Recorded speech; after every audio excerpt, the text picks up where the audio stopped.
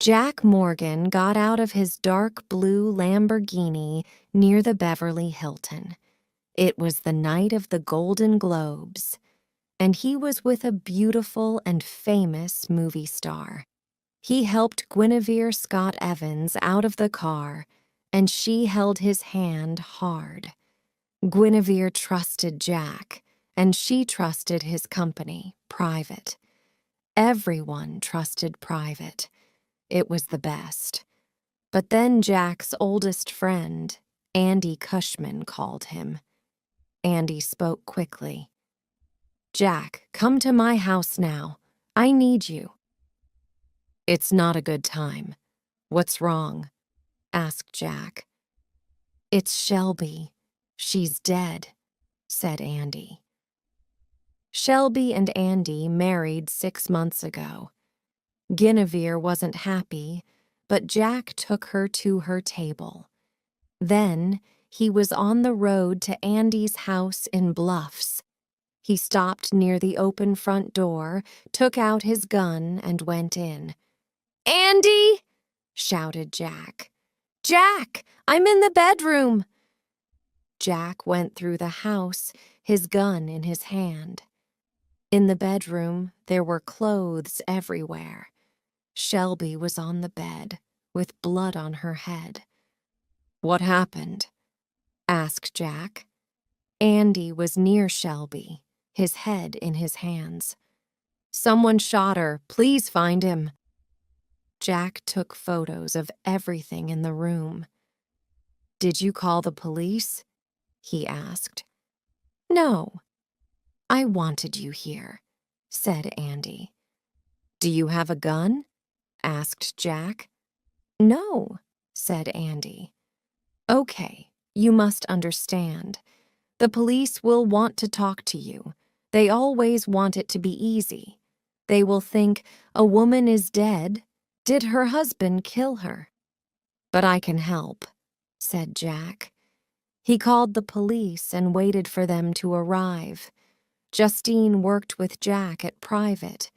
People trusted her, too. Tonight, she was in an expensive Italian restaurant. Then, the chief of police called her. "Another young woman is dead," Justine told her friend. "I must go." In 2 years, 11 young women in Los Angeles were dead. Now it was 12. The killer always took something from the women: hair, a necklace, clothes. Then the killer emailed the chief of police and told him about the women's things. Nobody knew where the emails came from, but the emails all had the same name: Steam Cleaner. The police found the women's things, but they couldn't find Steam Cleaner. The police wanted Justine and Private to help them find the killer. Emilio Cruz, from Private, stopped his Mercedes at the restaurant door, and Justine got in. "What do you know about this girl?" asked Justine. "Her name is Connie Yu. She was 16 and very intelligent," said Emilio. "She was on the ground behind a restaurant. There was an earring in her left ear. There was no right ear." Emilio stopped in a small, dark street near some police cars. They walked past the police and spoke to the doctor. "We'll get an email about the ear in a day or two," Emilio said. At 2 a.m., Justine and Emilio were at Private's offices. They talked to Cy, Private's forensic expert. "We have the woman's bag and cell phone," said Justine. "Can you look for DNA on them?" "Of course," said Cy. "I can work all night on it." The next morning, Justine, Emilio, Cy, and Mobot, the computer expert, were in the office. Jack opened his laptop and showed them the photos from Andy's bedroom. "Look at these," he said. "I can't see anything important." Can you? Did the killer take anything from the house? Asked Justine. No, he took nothing, said Jack. And were Andy and Shelby happy together? Asked Emilio. Yes, said Jack. Very happy. Okay, said Justine. This killer is a professional. But why did he kill Shelby? The police always like easy answers. They will think one thing. Andy killed her, said Emilio. Did Andy kill her?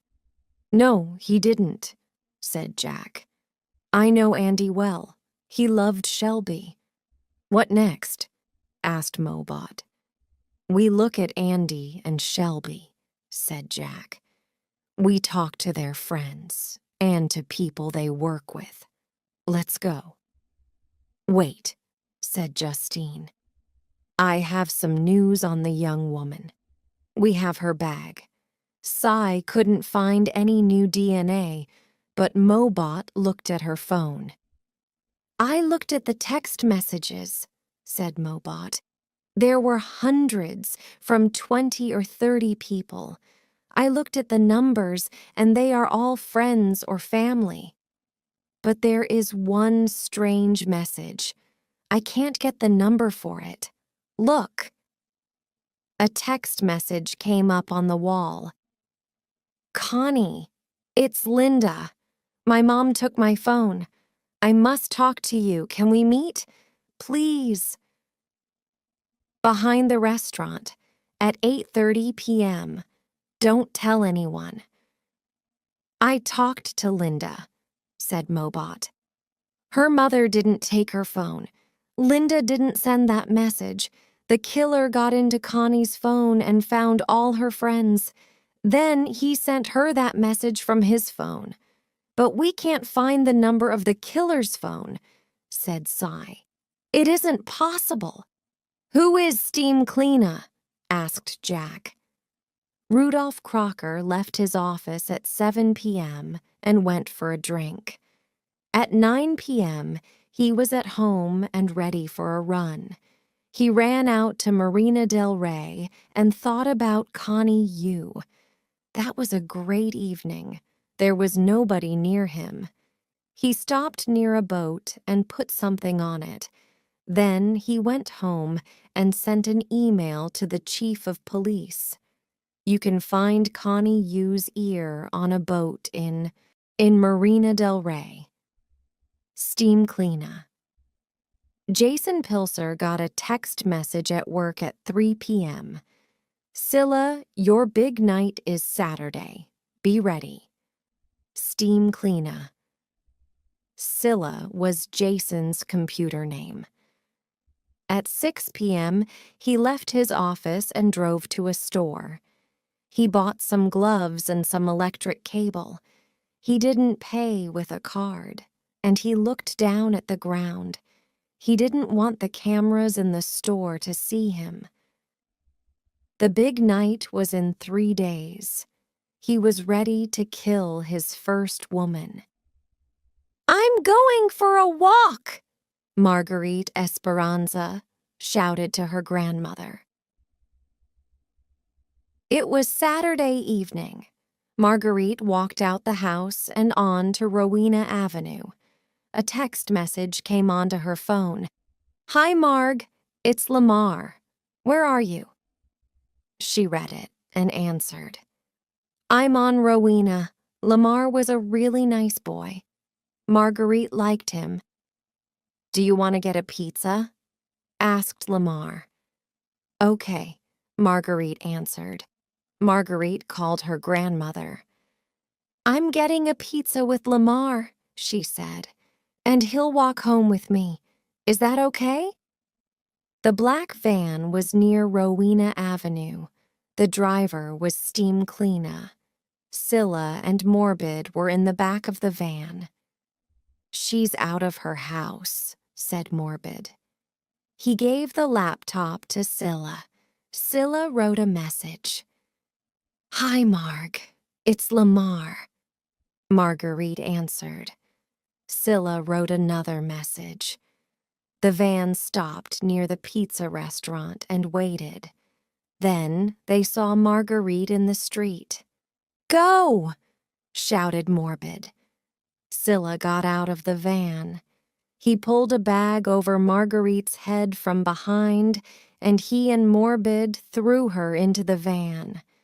Steam Cleaner drove away quickly. "Help!" shouted Marguerite. "Be quiet!" shouted Morbid. "Maybe you can win the game." "Win?" asked Marguerite. "What do you mean?" Steam Cleaner stopped the van in a park with nobody near. Morbid and Steam Cleaner were behind Scylla. This was Scylla's game. Marguerite got out of the van quickly, and she pulled the bag off her head. She couldn't run away. Steam Cleaner and Morbid could stop her. But she was tall and strong, and ready for Scylla. Her hand flew out and hit him on the nose. There was blood on Scylla's face now, and he was angry. He ran at her, but she kicked him hard in the stomach, and then she kicked him again. Steam Cleaner looked at Morbid. "She's too good for Scylla," he said.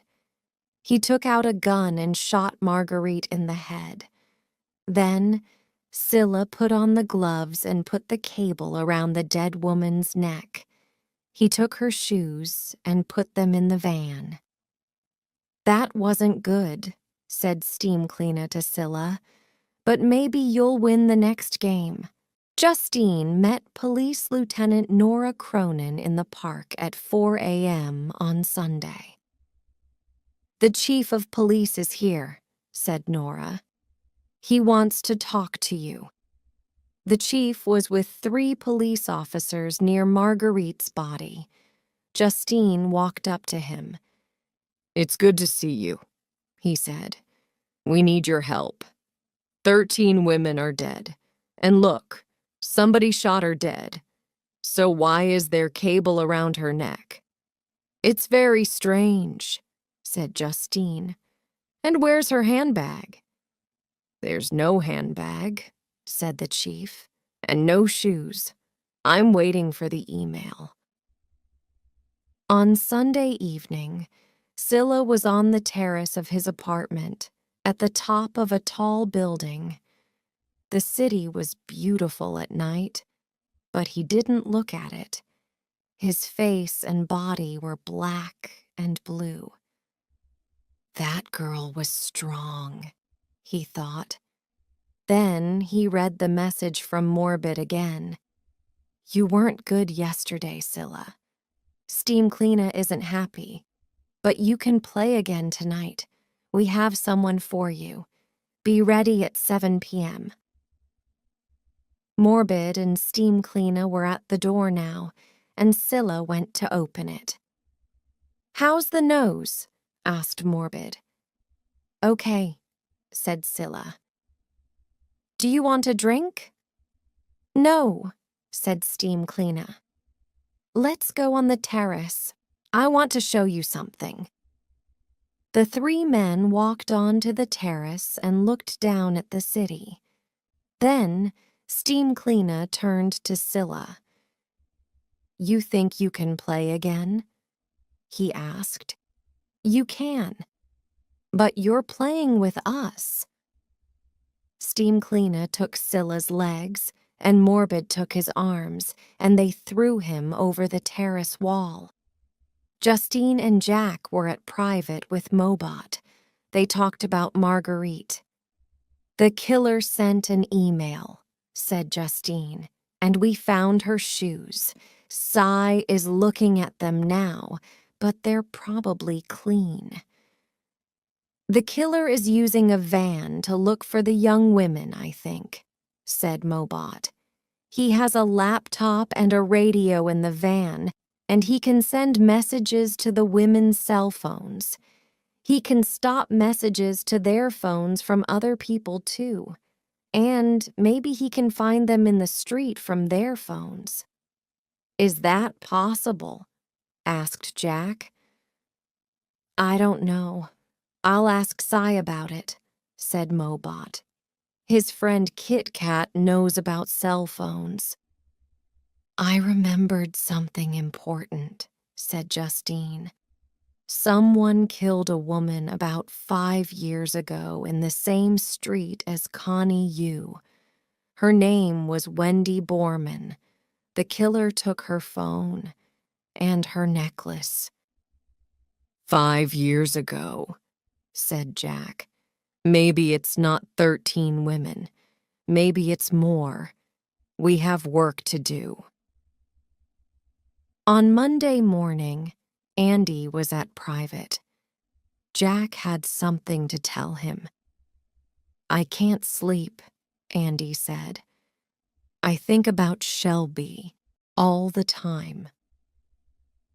Andy, said Jack. We talked to a lot of people about Shelby. She had a lot of friends. You know that. And we found one very good friend, the movie star Bob Santangelo. She saw him every week. That's not true, shouted Andy. She loved me. Maybe she loved you, said Jack. But she loved Santangelo, too. Did you know that? No, I didn't, shouted Andy. It's not true. Andy left. Jack and Cy talked about Santangelo. Did Andy know about Santangelo? Asked Cy. I don't know, said Jack. An angry husband can kill, you know, said Cy. I know, Cy, said Jack. But Andy's a good man, and he's my friend.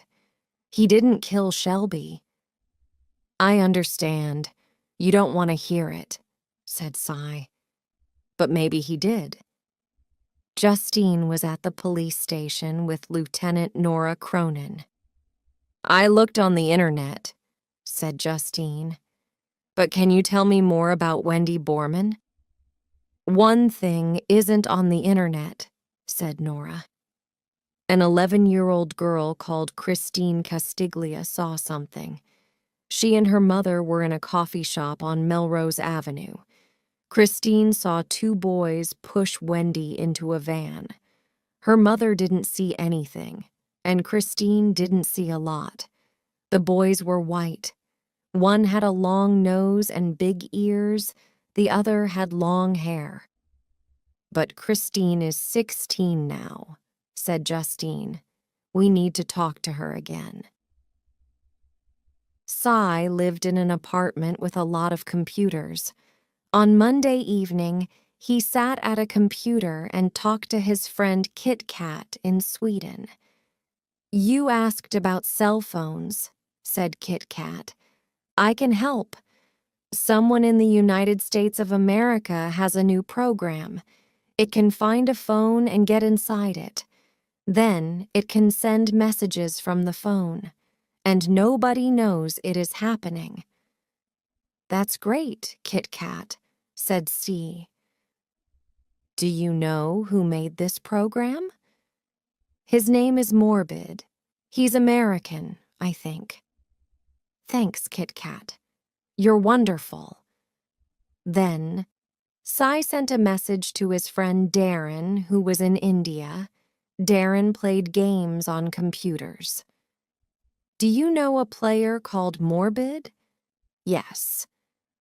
I saw a message from a player called Scylla about Morbid on Saturday. What did he say?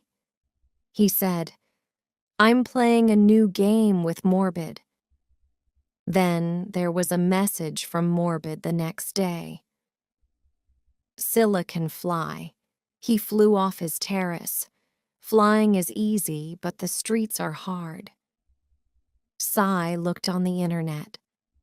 On Sunday, a man fell off a terrace in Los Angeles and died.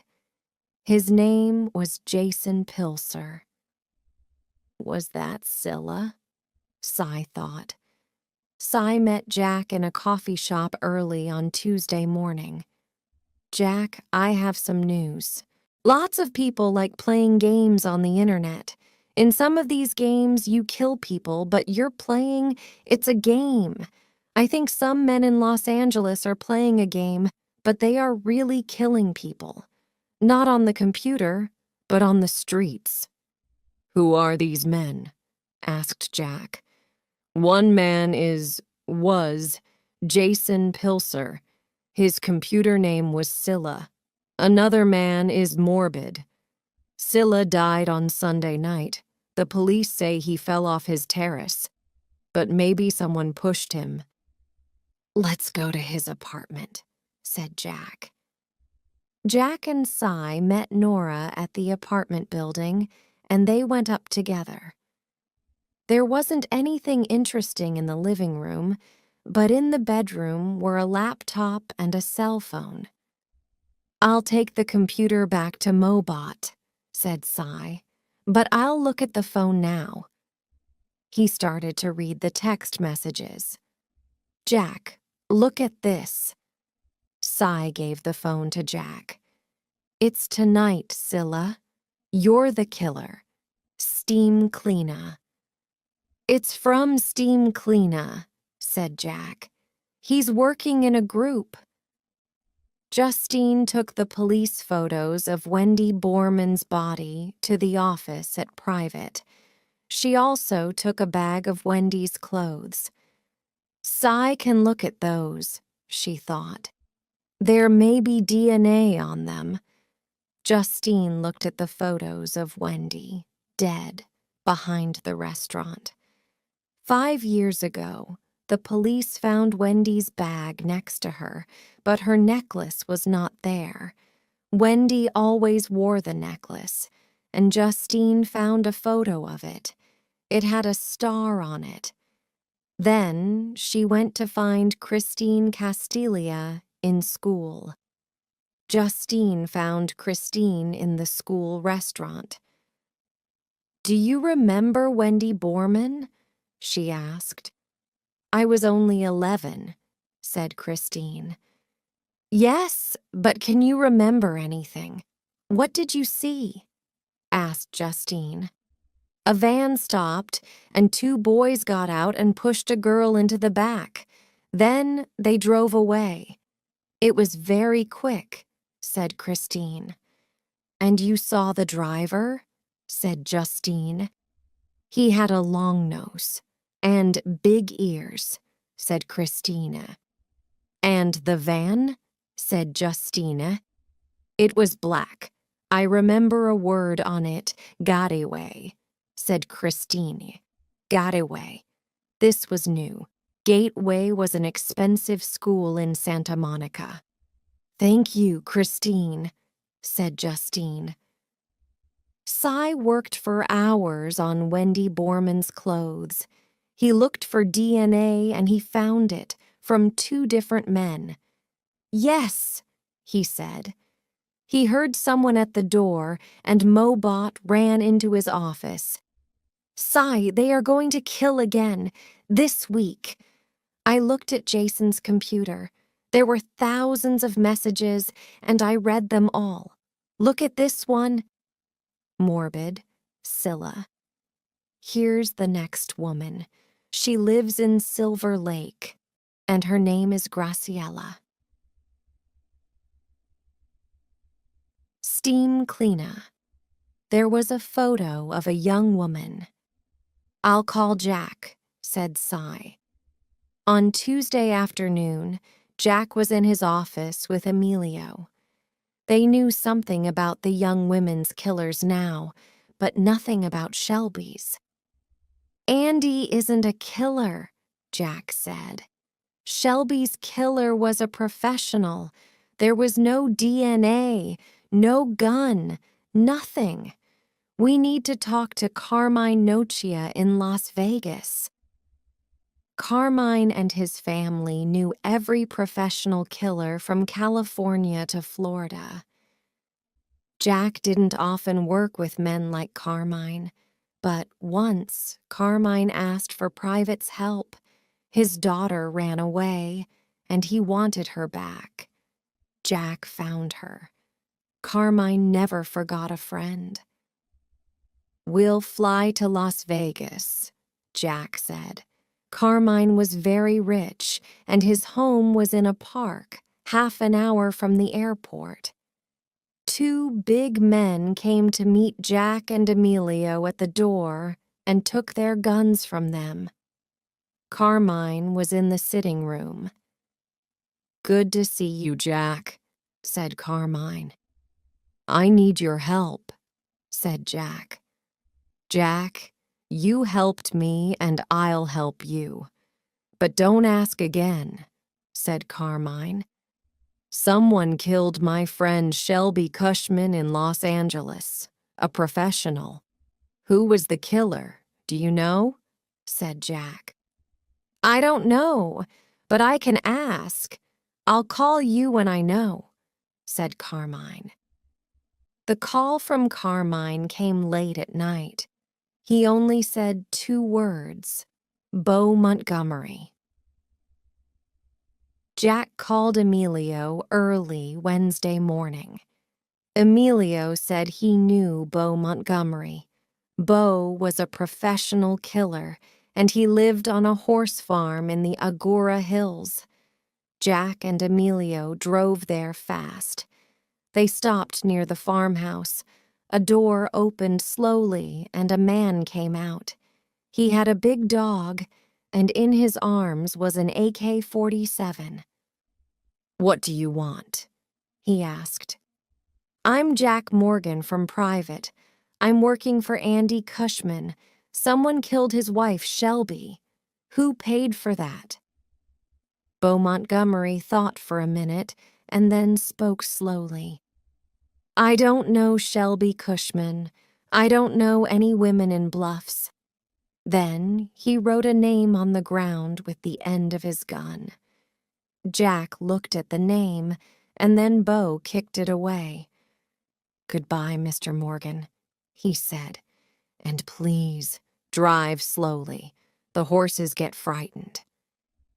Christine Castilla wanted to meet Justine again on Wednesday after school. "Let's go to the coffee shop on Melrose Avenue," said Christine. "I'll remember better there about the boys and the van." "Great," said Justine. The coffee shop was the same as 5 years before. "My mom and I sat here," said Christine. She went to a table near the window.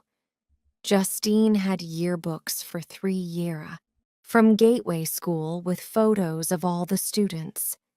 She put them on the table. "Can you look at these? Maybe one of the boys is there." Christine turned the pages of the yearbooks. She stopped and looked at a photo of a group of boys. "That's him," she said. She showed Justine. The boy had a long nose and big ears. Justine looked at the name under the photo: Rudolph Crocker.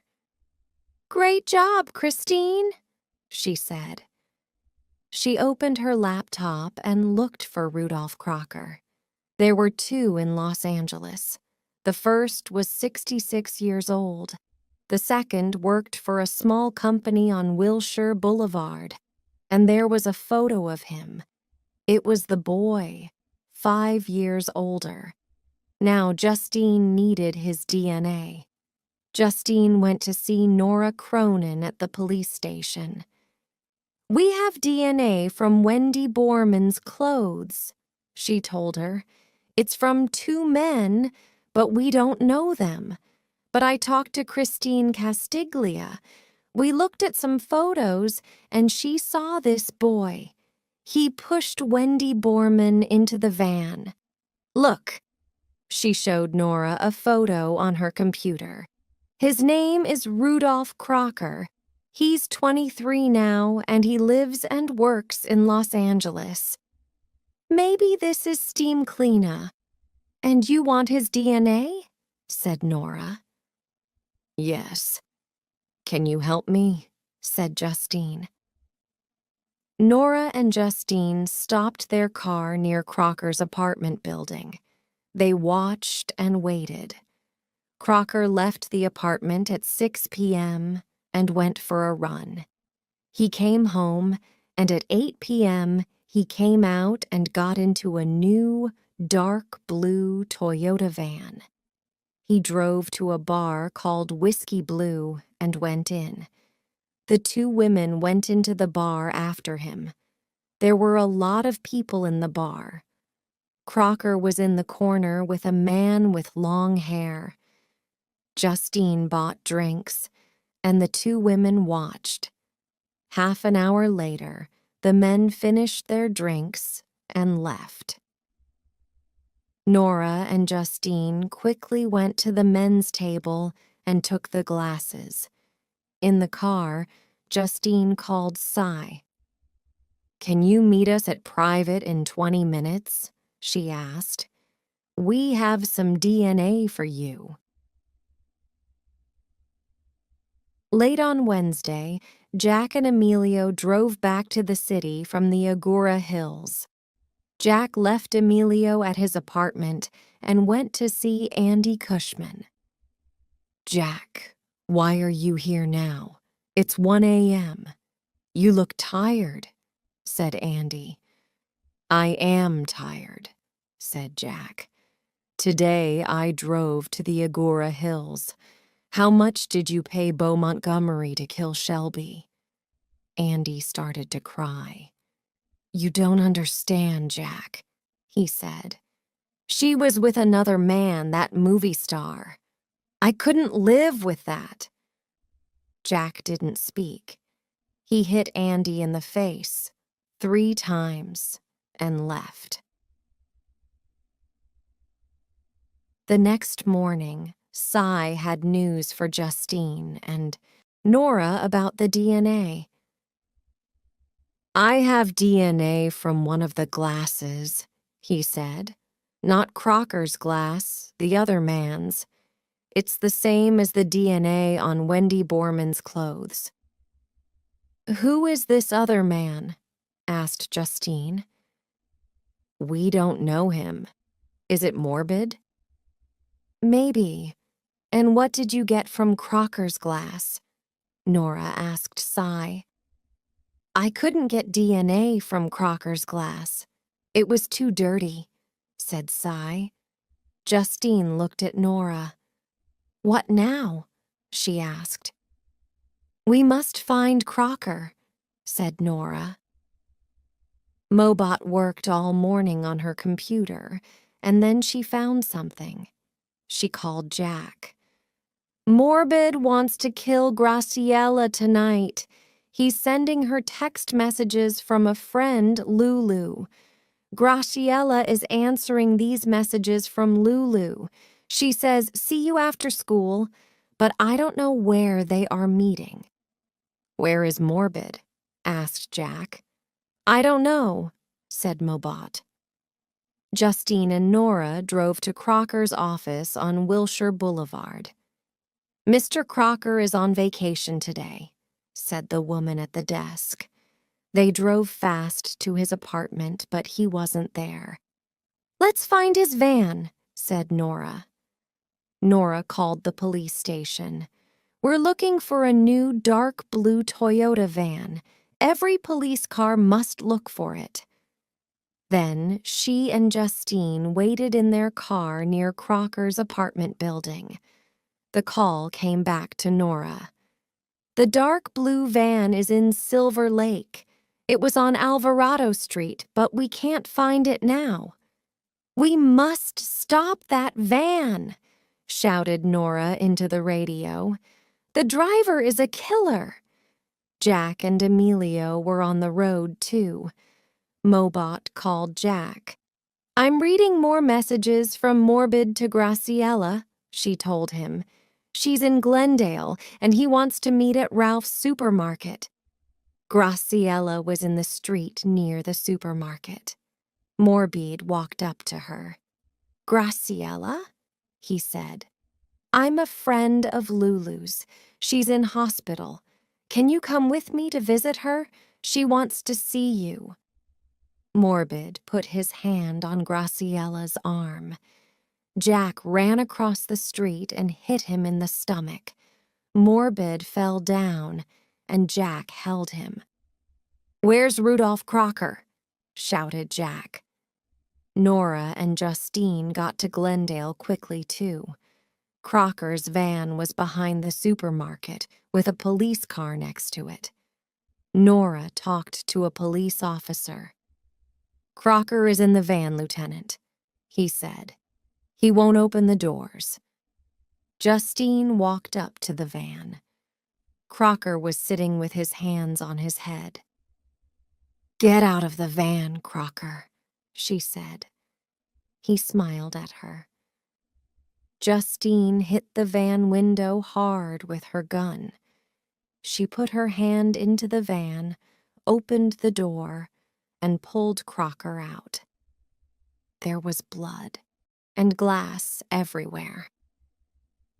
At the supermarket, the police took Morbid away. Jack and Emilio walked to Crocker's van. They found Justine with her foot on Crocker's back. "Are you okay?" asked Jack. "There's a lot of blood on you." "It's not mine," said Justine. "It's Crocker's." Jack put some glass with blood on it in a bag and gave it to Emilio. "Get this to Cy," he said. "There's DNA here." The police took Crocker away. Justine looked at Nora. "We need to go to his apartment and look for Wendy Borman's necklace." Justine and Nora looked everywhere in Crocker's apartment. They found nothing. Justine opened the closet in the bedroom to look at Crocker's clothes again. The light was on a string, and she pulled it. She looked at the end of the string in her hand. It was the star from Wendy's necklace. "We've caught them, Justine," said Jack, back at Private. "Cy looked at the DNA from Crocker's blood. It's the same as the DNA from Wendy's clothes." The next morning, Jack's phone woke him early. "Jack, it's Carmine Nocia. I have some bad news for you. Your friend Andy Cushman is dead. His car went off the road near Marin, and it went into the ocean." "Did anybody see Andy's car go into the ocean?" said Jack. "Oh, yes. One of my cousins saw it. He was the only person there." "Have a good day," said Carmine. Jack looked at his phone for a minute and thought, Carmine's cousin killed Andy. Then he turned and threw it out of the window. It was time for a new phone and a new phone number.